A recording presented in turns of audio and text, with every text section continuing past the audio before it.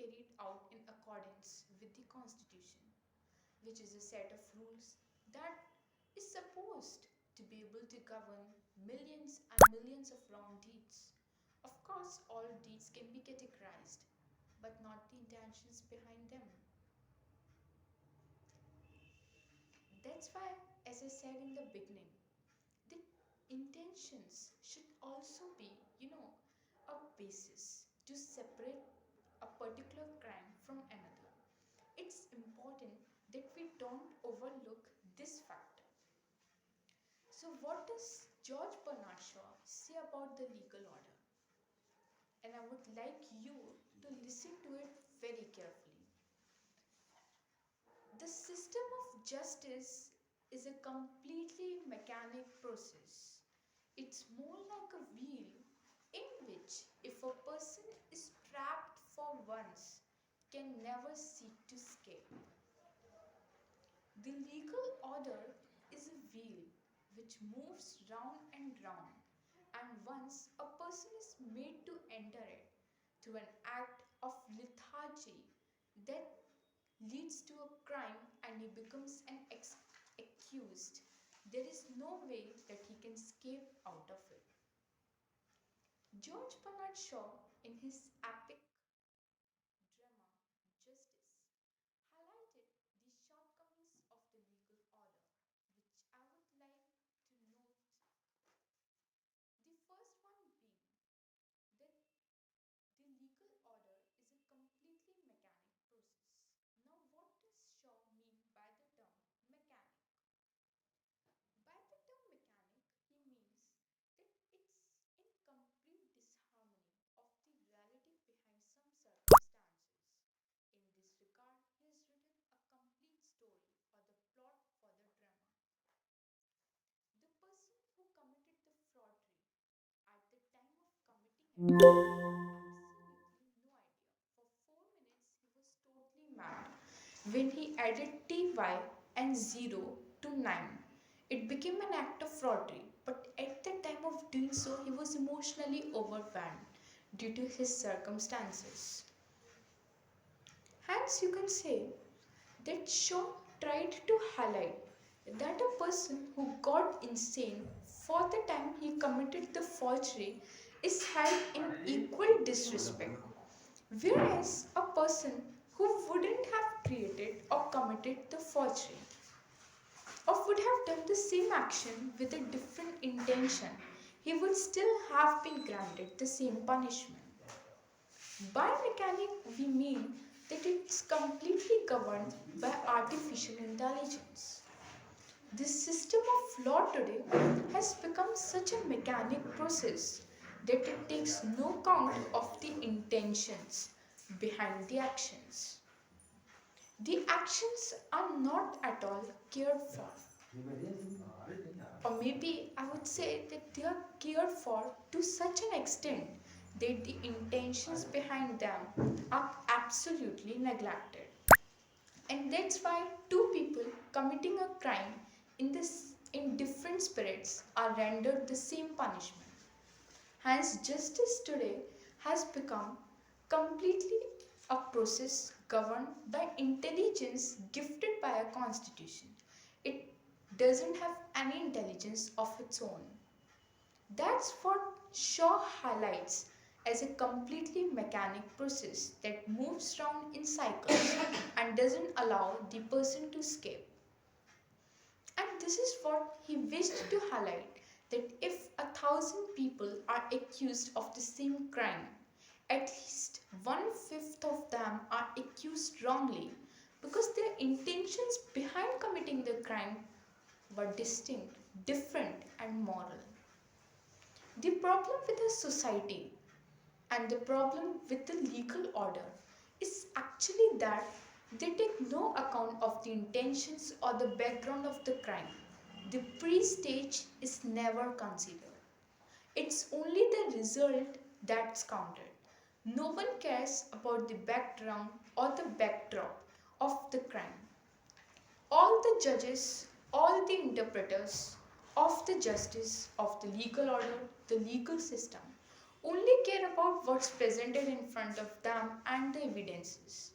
And if a lawyer tries to set up an emotional drama by talking about the mishappenings or maybe some other mental, psychological, and emotional factors behind the commission of the crime, then they seek to ignore it. This is the particular difference between the American judicial system and the judicial system in other countries, including India. In other countries, the judges have no power of their own. No doubt, judiciary is more powerful than the legislator, but the people who do the work of interpreting in the judiciary have no power at all. They are slaves of a well defined book, which is the Constitution, and they just follow it mechanically. Shaw actually wanted to enthuse this spirit of the judicial system. George Bernard Shaw, through his epic drama Justice, wanted to figure out and display, to portray the importance of making the judicial system reliable and a bit manipulative of its own and a bit accountable. He also wanted to reduce the prowess that the Constitution exercises on the people in general, hence reducing it to a non mechanical process. George Bernard Shaw also tried to highlight a second limitation of the current legal order, which was about complete negligence and ignorance of the spot of the crime. For example, the lady and the man portrayed in the drama, like when the scene of the crime, when it was all just being depicted, at that time the stage, or you can say the pre-stage, which was some minutes before those 4 minutes when the crime was committed, no one took into account the mentality and the emotions he was wrestling with at the time the crime was committed. It was just considered to be a simple case of forgery, and the lawyer in the defense, though he did try to set up a completely overwhelming structure that would sort out the different implications of his actions, still the judges refused to accept them. And even when the defense lawyer tried to highlight that the judicial system in England is no more than a bunch of laws which are thrusted upon mankind, the judges didn't relent. They didn't relent because they have been framed, they have been programmed to completely and mechanically follow the process of law. There is no denial, no acceptance, no refusal, even.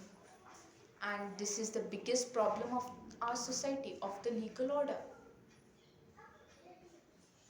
Since I said that judges have been reduced to the mere status of robots who are just using the artificial brains, artificially carrying out the programs mentioned in the Constitution without talking or thinking about the emotional aspects.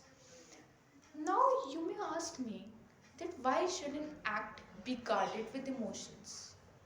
When we are judging an act, why should we judge it on the basis of the emotions which rendered the action? Because really, no one does that. We have always been told that a man will labor as hard as he can, but if the fruit of his actions is not available, then no one believes in his labor. No one likes to think that he has labored, and no one even believes it. The same is happening with the judicial system. A person may do an action in a different spirit, he may commit it in a different spirit altogether, but it's legally synthesized, legally interpreted in the same way whatsoever, because it's only the result that matters, it's only the evidence. And here comes in the question that why should there be a space for emotions and emotional interpretation in the legal system? See, for this, we need to understand that when we are judging something or when we are judging someone, we are actually judging the actions which he did. We are not judging his figure, we are not judging how tall or short he is. We are judging what he has done. When we are judging what he has done, we should also judge his intentions. Because an act is not just made by hands or done by hands and legs, it is done using mind as well. If an act is planned, a lot of logical thinking process is involved in it. So why shouldn't we take it into account? If we are talking about an act, if we are judging a deed, a coup, we should also judge the intentions behind it, which are actually the reasons for the act. We should judge the mental state of the person at the time he was committing the act. Maybe we can say that we have no evidence to prove the mental state of a person at the time the act was being committed. But then again, just think, if we don't have mental evidence, if we don't have the evidence for something, does it mean that we should take in some different kind of evidence and just make the judgment? If you don't agree at this point, I would like to explain it to you further. It has been easily defined by every constitution that 100 culprits can be rendered free, but a single culprit shouldn't, a poor culprit who hasn't really committed and is just an accused, he shouldn't be tortured needlessly, even if 1,000 other culprits who actually committed the crime are set free because of him, to save one single accused person. In this regard, you can say that we hold the power of a noble accused above the power of the constitution.